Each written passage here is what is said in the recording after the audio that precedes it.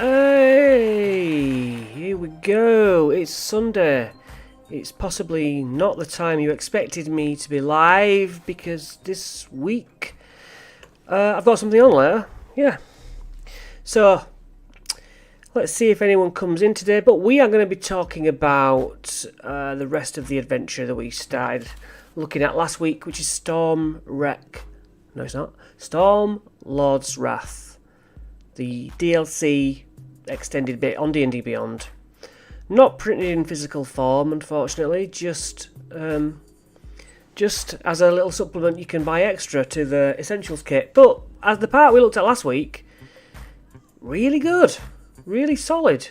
So we're sort of back doing that, really. So this week you won't have, but you might have almost seen me playing Battlemarked, that Demio. It's a computer game. It's mostly VR sort of pushing, but yeah, I ended up not getting it. It's D&D themed, but not very good. It's no Baldur's Gate. But, you know, content is content, but I didn't. I saved my money. Right, let's see where we were when we left off. We were looking at foul weather at the wayside, or about to look at it. So, yeah, I guess we do that. So, foul weather at the wayside is balanced for characters of 8th level, and characters of 7th level can do it. So, as the characters played the Attack on the Wayside Inn, okay, vaguely remember, there's some callbacks to it, I think. So most of the staff at this pub along the high road are cultists of Talos, who are storm people. They follow the dark teachings of Ferelai Stormsworn, a priest of the Stormbringer. This whole sort of area of Sword Coast seems to have loads of cultists of Talos in. That's the deal. And we are currently living at Leylon, a little town that's come to our attention on the Sword Coast. And where, you know, we've had in the previous bit, we've had some encounters there, saved it a little bit. Okay, so to complete the Foul Weather at Wayside quest, the adventurers must defeat the cultists of Talos at the Wayside Inn, destroy the Shrine of Talos before it's fully activated, rescue the sacrifices, find the clues to the locations of the cultists hiding out at the Thunder Cliffs. So there was a little bit of text here. Most of the staff employed at the inn are cultists. Okay, the bartender doesn't know this. He's called Bax Dunfield, and he's a lieutenant,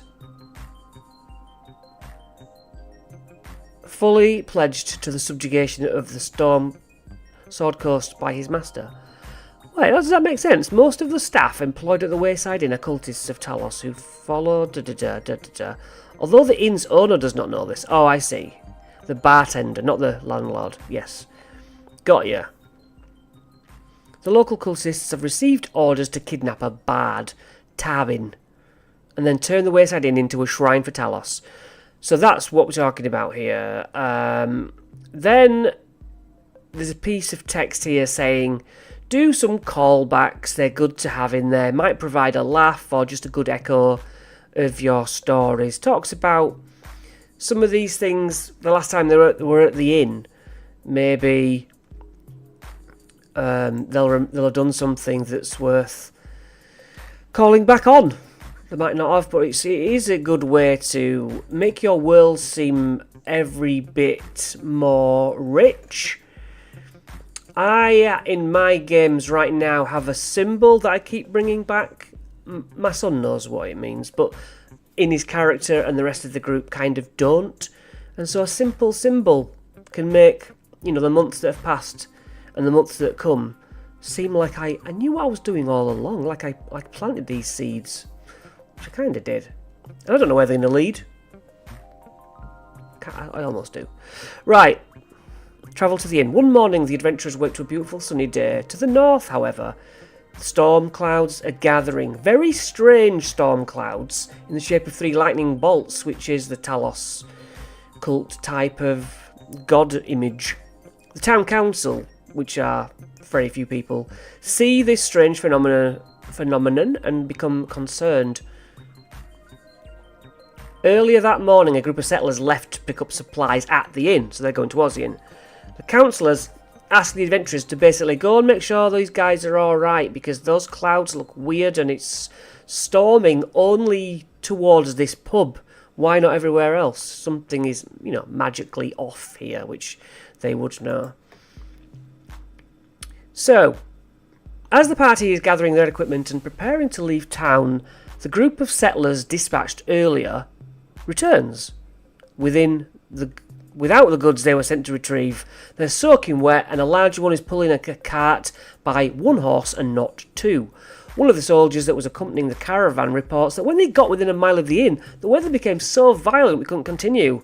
Driving rain, fierce winds, hailstones the size of apples, which would smash your brain in, impeded progress to a crawl, and then one of the horses was struck by lightning and killed. We retreated. Just 100 yards down and the weather was perfectly fine. Go have a look at what's going on. That's weird, isn't it? Yeah. Encounters along the way. When the characters get to a point where the bad weather starts, the soldier who stayed behind to observe is being attacked by 3 suits of armour. The characters might remember the armour from the Wayside Inn on their previous visit. I personally don't. What's our text piece? A wall of storms surges and howls in the distance. The sunny, mild weather gives way immediately to rain and hail, violent winds and electrical discharges. Passing in and out of the wall are three figures in plate armour, each swinging a flail at a lone figure in splint armour, wielding a longsword. So 3 armours against a veteran called Emalu. These are air elemental myrmidons, and it says if the characters stole a suit of armour from the inn, it now falls off the character and starts to attack as a air elemental myrmidon. So that would be surprising, and they do look hella cool. AC 18, yes, hit points 117. Meaty, very meaty. Their magical attacks. 3 flail attacks, so +7s and 8 standard sort of average bludgeoning. It makes 1 flail attack for its lightning strike, and on a hit, it takes extra 48 lightning damage. Con save or you're stunned. These are big hitters, but so it goes from 3 to 4 if they stole some of the armours. Yeah, I like that.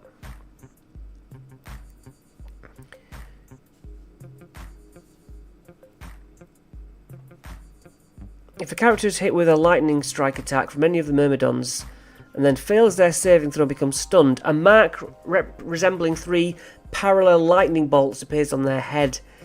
That's good. It can only be removed by a remove curse spell, and its effects are noted later in this quest.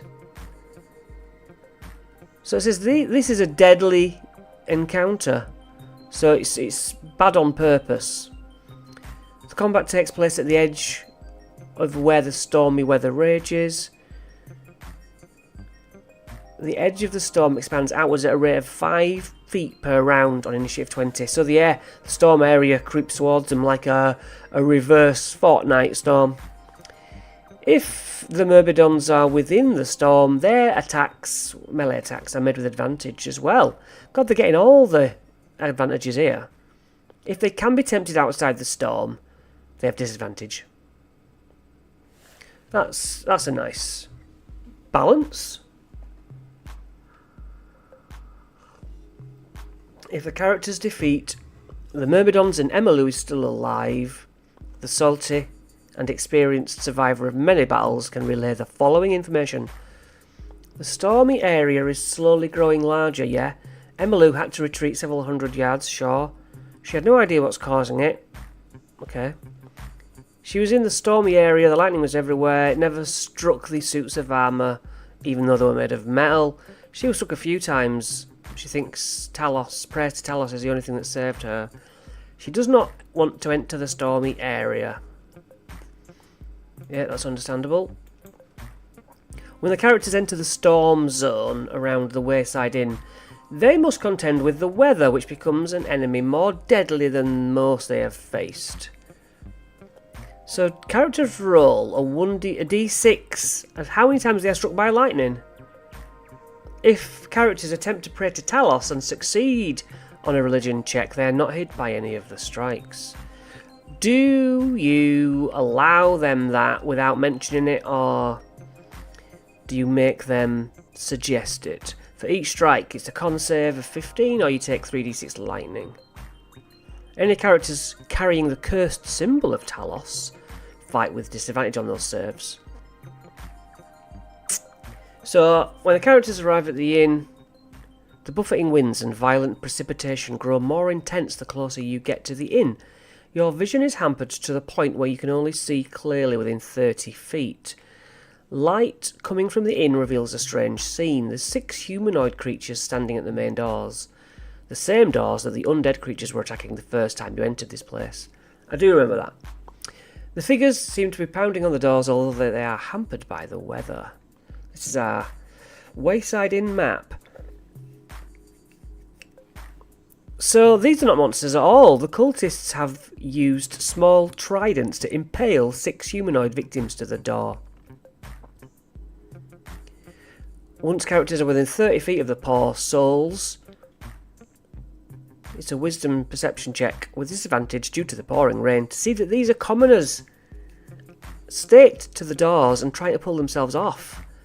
Unless the tridents can be pulled out with a soft touch, it kills the victims. Oh, that's brutal. Whoever wrote this is a good adventure writer. Inside the inn, thieves tools to get in. May I kick the door in, whatever. Magical runes protect the cloak room and the barn doors, because you can enter through the pub doors, or where are the barn? Yeah, the barn doors here. So trying to sneak in, you get glyph of warding, thunder damage. There is a second floor window open upstairs. Okay. Common yard. The ritual is underway to fully activate the statue of Talos, which is currently in the basement. Okay, ritual. A gladiator reads the chanting in the common area as cult fanatics walk back and forth between the common area and the courtyard, making sure the ritual is progressing according to plan. Spread out between the two areas are cultists with tridents guarding several bound victims who will be sacrificed at the conclusion of the ritual. The ritual takes 10 minutes. Okay. And if they don't do anything about the ritual, there's an aftermath, which we will see.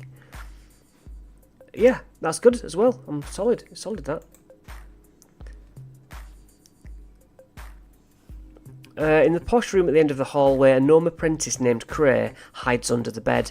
She was travelling to Waterdeep, and she decided to stay the night. When the cultists began grabbing people, she used disguise self to imitate a cultist.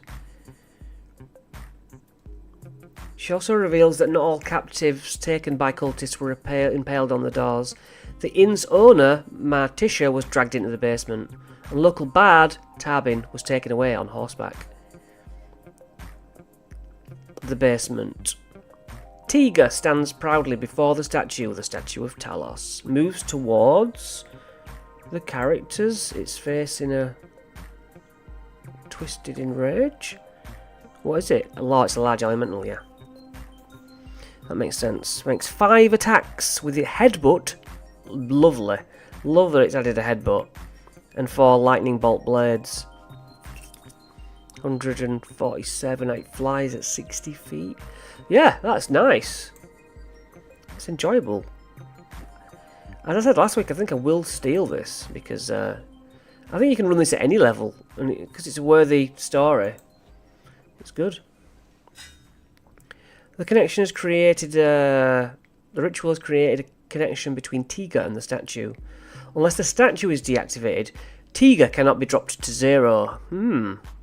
Describe lightning flowing between the statue and Tiga as a clue to this connection. Good advice.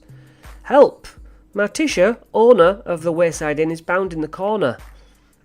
Set her free, she joins the battle to help the party defeat the threat. She used to be a bandit captain. That's useful. If they need help, you can pull that out. If the characters defeat the cultist and statue before 10 minutes, the storms disperse. After 10 minutes, the ritual's complete. The characters can still defeat the enemies, but now they must deal with the weather. Storm Coast weather grows more volatile. Yeah, you can make it as severe as you want. In sacks stored in the basement, 500 gold, 5 potions of healing, spell scroll of call lightning and ring of water walking. Most importantly, they find a clue to the location of the headquarters of the Cult of Talos. The map shows a sketch of the Sword Coast. Dozens of points are highlighted on the map, representing places where the Cult of Talos hopes to establish shrines. Yeah. Characters can pinpoint a location in the Cult of Talos' plan, the Thunder Cliffs. Next is the House of Thalivar, and I hope this is just as strong as the last section. This is, yep, level 7 to 8. Oh, we got law. Do we really want law? Let me spin through this. The Wizard Thalivar settled in Leyland. We know this, don't we? One summer, Thalivar stopped visiting the town for supplies. Yeah, we know all this. We learnt it last week.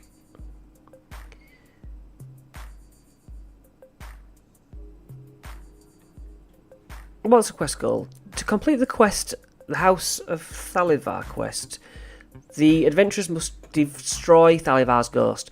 Okay, so we learnt that the Wizard's Tower was like the pinnacle of Leyland, and it's kind of the oldest thing in town. So it was a Wizard's Tower, then got left, and wizard died. Some other wizard came, made it his own, and now looks like perhaps the original? Yeah, the original Thalivar ghost is to be killed without harming the current Galio dude. Okay. On your way up, they encounter 4 soldiers arguing. 2 humans, Erlum and Koz. A timid dwarf named Gori and Sergeant Yoram. All 3 guards wear tabards of Neverwinter. The soldiers were working on the tower's reconstruction and they saw a ghost and fled. Missing tools, poltergeist activity before that happened. The ghost manifested as an old man with wild hair, burning eyes on the 3rd floor. Their leader, the wizard Galio, is still up at the tower. Okay. Insight check shows that they're holding something back. Galio has been acting strangely. He appears overtired and he's been spotted at night, wandering around in his nightgown, muttering to himself. So, yes. Well, it's absolutely bad weather here as well now.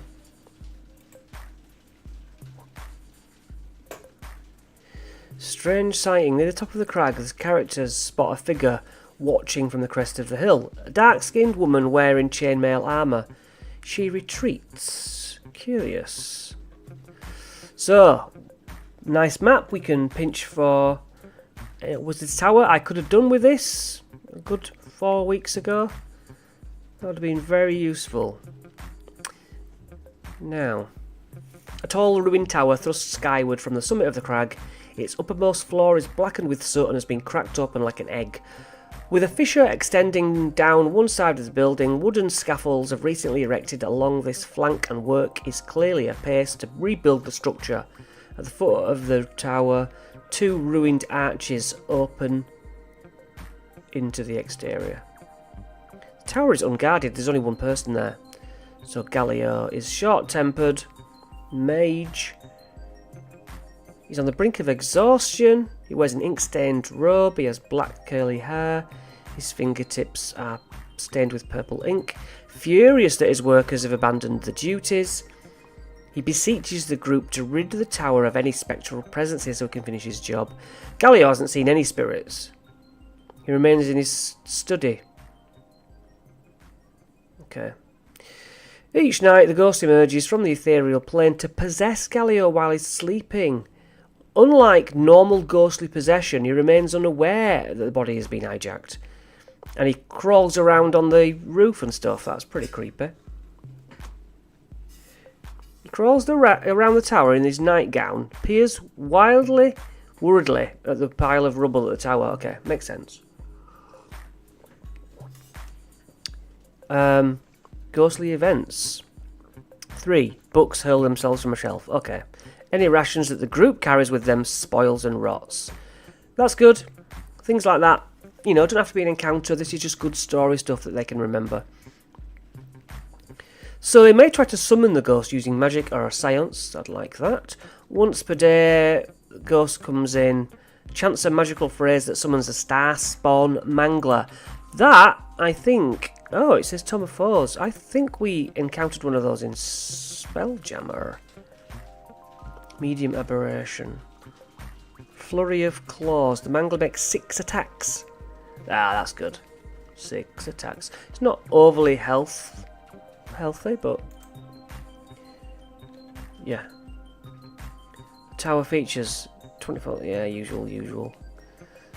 Towery exterior, an entry hall, some puddles of rainwater, a pack containing 3 potions of healings and 5 healers kits, so, you know, no reason to take it easy if we found that. Galio's study, we know he's sort of stuck away in there, his kitchen's just a kitchen, servant quarters, had his fairy servant, Soapwort. Soapwort's chamber has long since caved in, and his bed is buried underneath a pile of rubble. Yeah.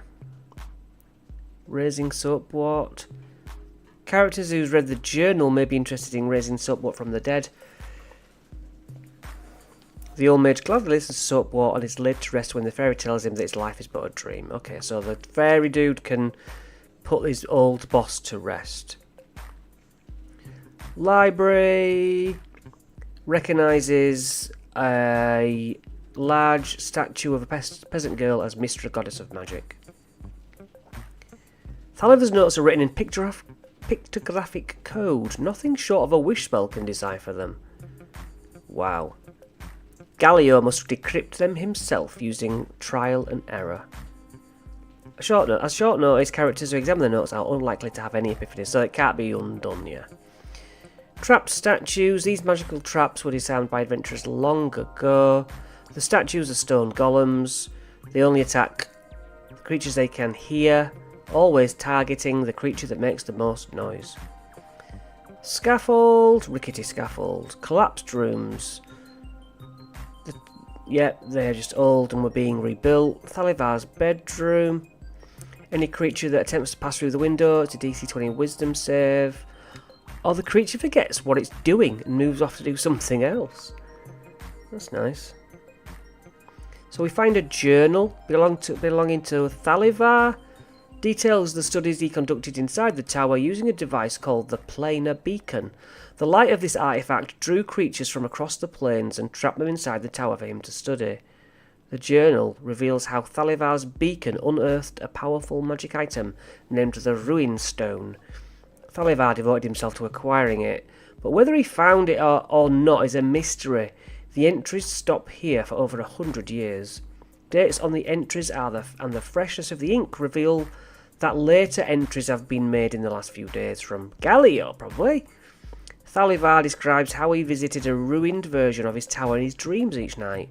In his dead world, he is drawn to a pile of rubble in the ruined chamber where his beacon once lay.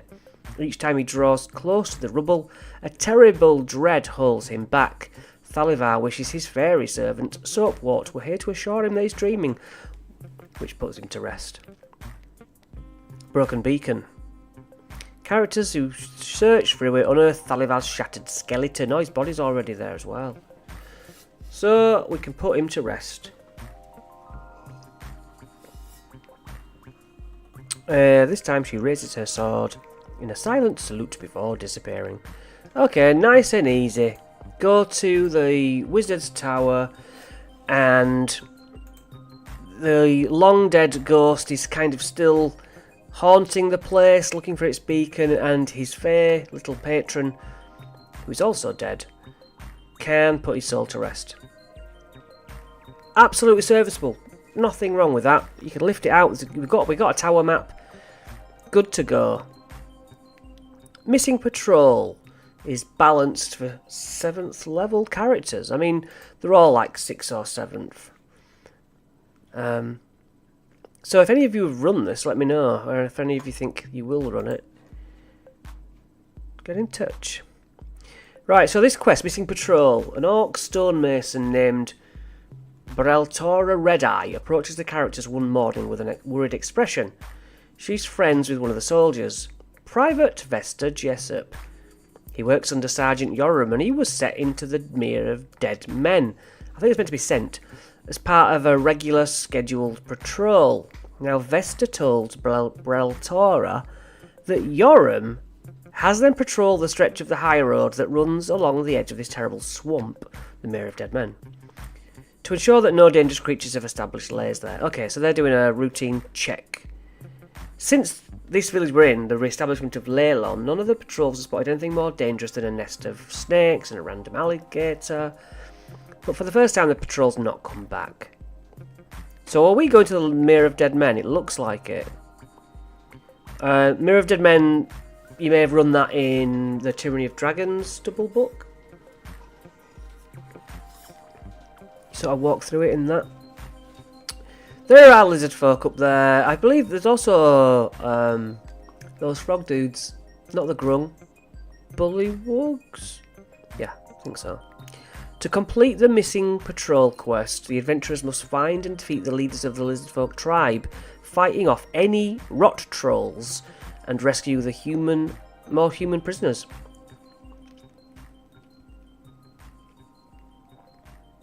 So we have Yuan-ti scouts, pit of snakes, about quicksand and alligators. Quicksand, good. Troll brawl, Hydra wranglers of Hydra. I was going to say, can't bung a Hydra in there. So the Mere of Dead Men, we have, yeah, snake people. We can throw them in. If there are 5 or more characters, add a second abomination. Yuan-ti abomination, pretty cool. Pit of snakes, a giant constrictor snake. Any magical or non-normal fire larger than a torch could ignite the swamp gas. Kaboomio. Quicksand. You sinking, you're restrained. If you go down, you suffocate. Giant crocodile or one crocodile. 3 trolls, fight over the remains of a lizard. Pretty easy to do. The first troll to die carries a sack. In it there are 3 vials of acid. The Hydra Wranglers. Are they looking for... the Hydra has a number of heads. Why are the Hydra Wranglers here? They're lairing in the Mere of Dead Men. A circus owner hired a band of mercenaries to go into the swamp to locate the Hydra. Little did they realise you don't simply catch a Hydra. They carry 5 vials of alchemist's fire and have 50 gold. There's some nice things they can find along the way here. It's well thought out. I don't know why it's so much better than, you know, the Essentials Kit adventure itself, which was just a mishmash of separate one-shots. This is just so much better, and a lot of people won't have bought this adventure. So before we go on, you know, what are you currently running at the moment? I'm sort of still doing my homebrew, but going into Chains of Avernus, which is a third-party book, going through the 9 hells. I'm just setting up for that. But yeah, if you're getting a game, let me know what you're playing right now. I'll keep switching back to see if anyone actually has. Tracking the lizards. The map shows that the area you now travel is where the high road runs into the edge of the Mere of Dead Men. The Leylon soldiers start their patrol into the Mere here. Just off the path, the wet earth is dug up by battle and bloodstains dot the ground. It's a wisdom survival check. And they can learn a large number of tracks are apparent bipedal lizards and some humans. strange hut. They live in reed huts, don't they? So again, this is like the map. Oh, we've got some like snail things. The flail snails or something. Pulling cages and that. It's good. After 3 successful survival checks, catch up to the tribe. Ahead of you, the sound of murmuring and hissing voices rises above the droning of insects. Several carts filled with sled rails are being pulled by giant snails with thick appendages protruding from their heads. Most of the carts carry lizard folk of various ages and size, but 2 of them bear cages. Each cage contains 4 humans, and you recognise 4 of them by their uniform as soldiers you were sent to rescue. A tall lizard folk addresses the 50 or so of his fellows, and they scatter, performing the tasks of setting up camp. A large bestial-looking lizard folk moves closer to the leader, as if waiting for directions. Adventurers who learn Draconic learn that the tall lizard folk is the leader. 8 humans inside the cages are from Leylon, one of whom is Prince Vesper, as well as the 4 who were part of the merchant caravan that was got. A lizard folk sub-chief, a lizard folk render, and flail snails, yes.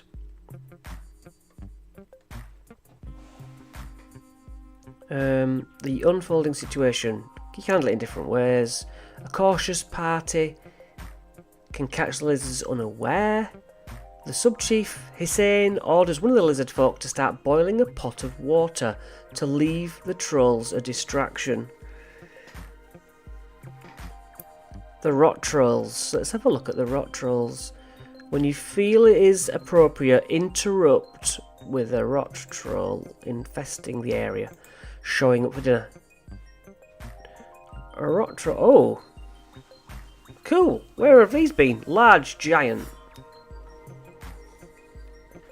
AC 16, health 138. Anything over 100 at this level is just a bit weak. You probably need to. Well, I suppose you can do. What's that? 100 and. It's nearer 200. Yeah, it's nearer 200 if you did full. Immune to necrotic damage. Rancid degeneration. Each creature within 5 feet takes necrotic damage. Unless the troll has the fire thing. Takes fire or acid damage, which stops those sort of things. +8, 7, 11, 5. Yep. Not too much trouble. You could up them, you could make them more of them. If the adventurers slaughtered the lizard folk without talking, they have no assistance in fighting the rot troll. Defeating one rot troll is a good start, but in order to peacefully release the prisoners, the lizard folk insist that the characters defeat a total of 3 trolls. The aftermath. The party can rescue the prisoners by defeating the lizards, finding common ground, or defeating the rot trolls, or whatever combination. You free the 4 merchants, who offer up a total of 500 gold, and you all go back to Leylon for a nice little picnic. And then Thundercliffs. I think Thundercliffs is the last part of this DLC section. I could be wrong, maybe just click forward. Ending the adventure, yeah. Thundercliffs. Right. The Thundercliffs were named by the people in the area for the sound they made on the surf. So they're caves used for pirates and stuff. So we're going to find the caves, navigate the deadly waters, make it to shore when the transportation goes awry, and then clear the caves of the dangers there. Use the map. Found in the other quest, yeah, with the magical lenses that we looked through, and it gave away all the hiding places. Okay. Valdi Espetar is the best person in Leylon to counsel the characters on finding passage to the Thundercliffs. So you have to go by a boat. The fishing boats are not capable of making the trip to the cliffs. Seas are too rough. However, the town will pay for the characters to get another vessel. So Valdi knows people who could help take them there. She has 2 vessels and captains in mind. The first stands in tar. What? The first is stands in tar, a jovial tabaxi.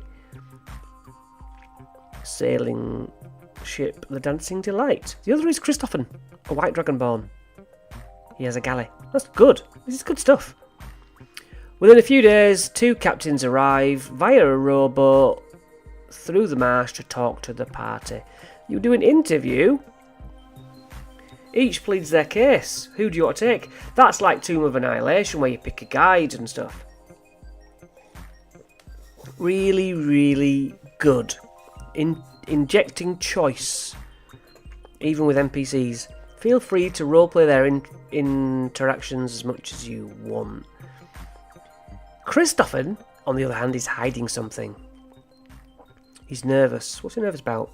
He just has a bad feeling about travelling to the Thundercliffs. He's recently been converted into a cult of Talos. Right. Nice little backstabber.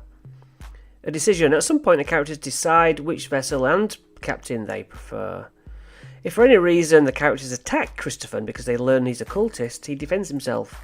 He uses the half-red dragon veteran. He can summon a pair of air elementals.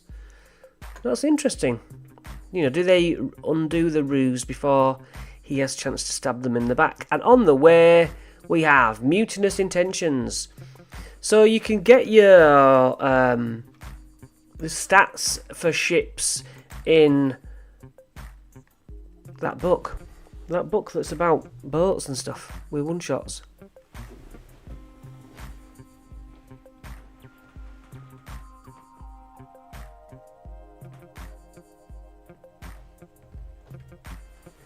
Can't remember. You know the one. You know the one. The crew of the Iceflow isn't happy because their captain has been acting differently within the last couple of months. He's turned down more lucrative contracts to sail northwest to the Moonshine Isles in order to stay closer to Neverwinter. The crew of the Dancing Delight is unhappy because their captain has been even more reckless, caused them to lose pay. So, a day into the journey, after the party has heard some grumbling among the sailors, regardless of the vessel, as a mutiny, backed by 4 sailors. So yeah, deal with the mutiny, whichever way you want to go with that. The adventurers may attempt to speak on behalf of the captain, hoping to talk the mutineers out of their plans. So they may talk them down, or there's a fight. Bad news, as the party's ship sails towards the Thundercliffs. Another vessel comes in, called the Uneasy Alliance. This has a captain called Starling Winchett. Trades stories and ale with the captain and crew of the character's ship. She tells a tale that is of particular interest to the adventurers. While the Uneasy Alliance was passing near the cliffs, they spotted a great deal of wreckage, which likely came from the waters directly outside the caves. They did see any survivors. They didn't probably see any survivors. Captain Winchett also relays that she's heard other soldiers talking about seeing a ghost ship. Okay, ghost ship. The sky is darkened and a thick mist rises from the water. It's a ghost ship. One Alip. What is an Alip? Ooh, medium undead. What is it made from? Just ghost stuff. So is it made from water? Is that meant to be water?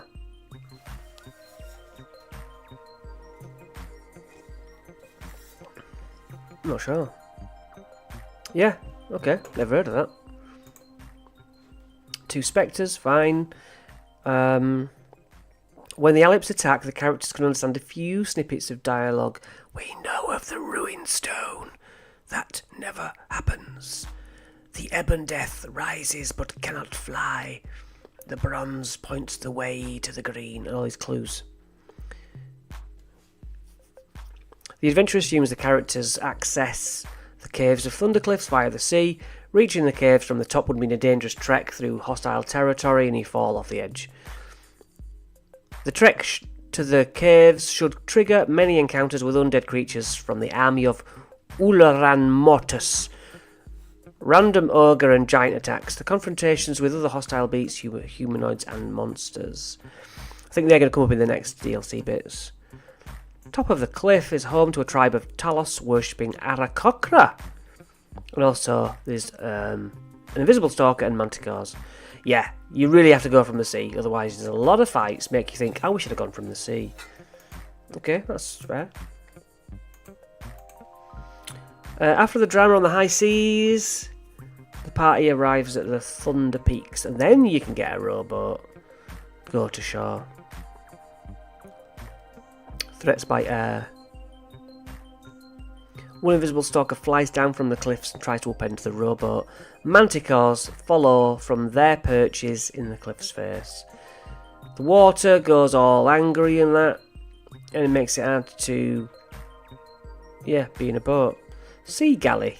A huge giant crab, or two crabs if there are more than 4 characters, come and attack. Then we go to the caves. Here is a map at low tide. With the gold they earned through this terrible operation, the cult of Talos funds operatives along the coast who hope to establish shrines. Yeah, they're all trying to get shrines along the Sword Coast, so use the shrines to worship their storm gods.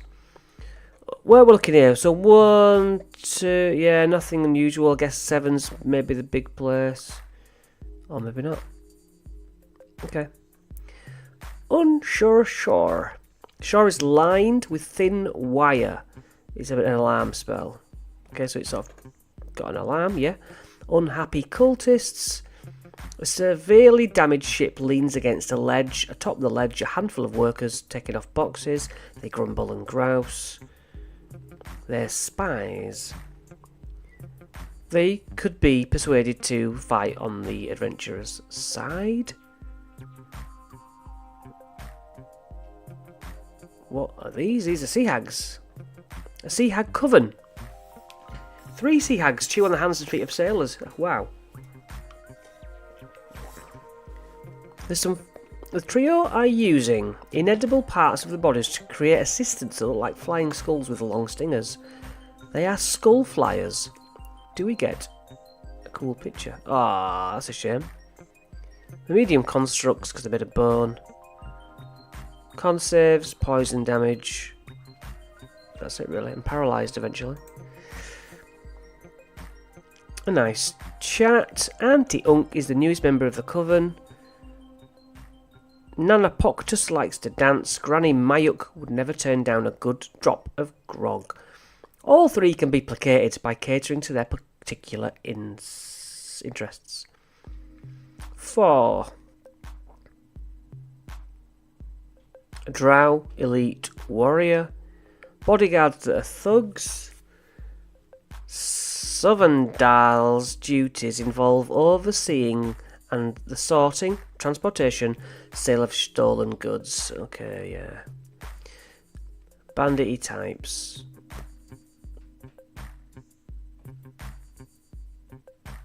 So this is this drow running some sort of pirate operation out of here.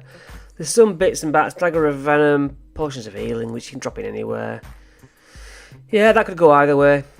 Then the cultist quarters. The cultists of Talos, working under Gadriel the Reaver, don't get a lot of time of relaxation. Spoil most of the time out to sea. If you're not raving in service to Talos, you're sleeping in service to Talos. Okay, so a bossy type. 8 scouts here with bunks. Okay, so the cave system itself has got like an opening where when water hits the caves, it blows out of the blowhole at the top like a whale's blowhole. It's basically a tunnel. It's actually a magical portal. Roll a d10. On a 1 to 8, nothing happens. On a 9, the creature is pulled down into the shaft through a portal and appears moments later in Waterdeep Harbour.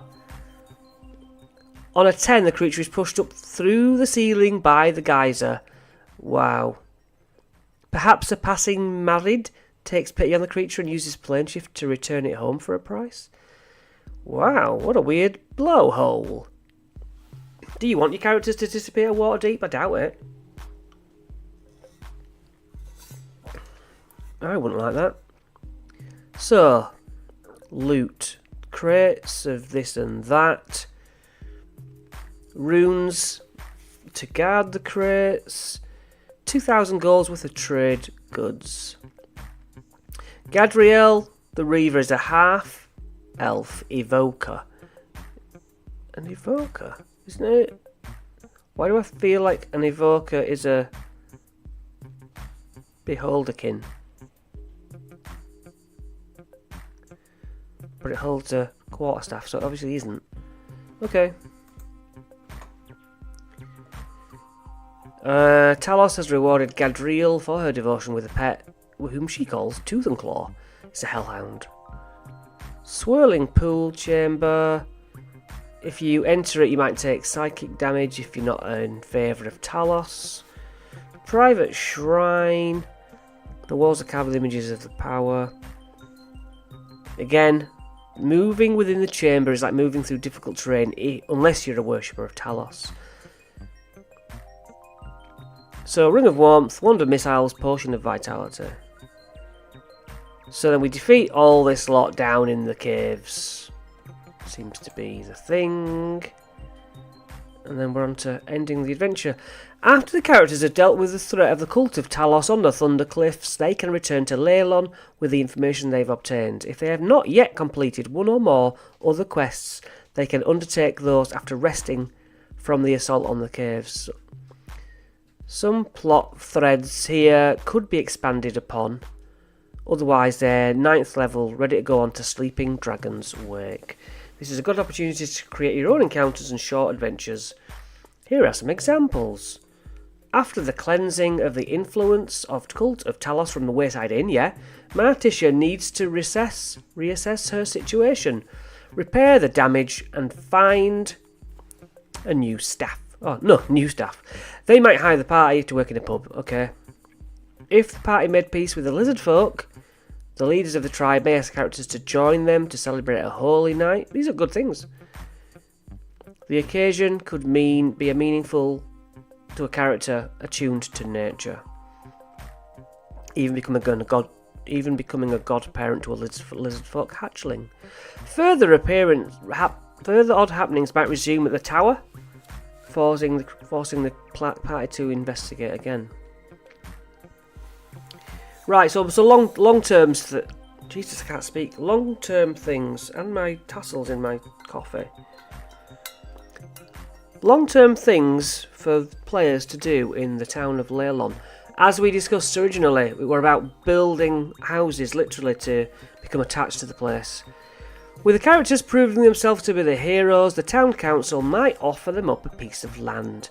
They can spend money to build a bastion, effectively, building other structures which they might need, making items, with the warning that too many magic items can inadvertently ruin a campaign. Ah, pooey. Yeah, the kind of thing I want. The threats to Leylon were merely introduced in Stormlord's Wrath. While they work on building the town, so too do the plans of Ferelai, Stormsworn, and Ulran Mortus unfold and blossom. Characters need to be level 9 and should get their act together. Beautiful. It's good. It's very, very good. Yeah, I'm a big fan of it. And thank you for watching. I've got a few more videos coming soon, which is obvious because it's a YouTube channel. And I might catch you next week if you're not busy, probably at the usual time of 7 o'clock. But you know me. I can't be predicted. See you later, guys. Goodbye.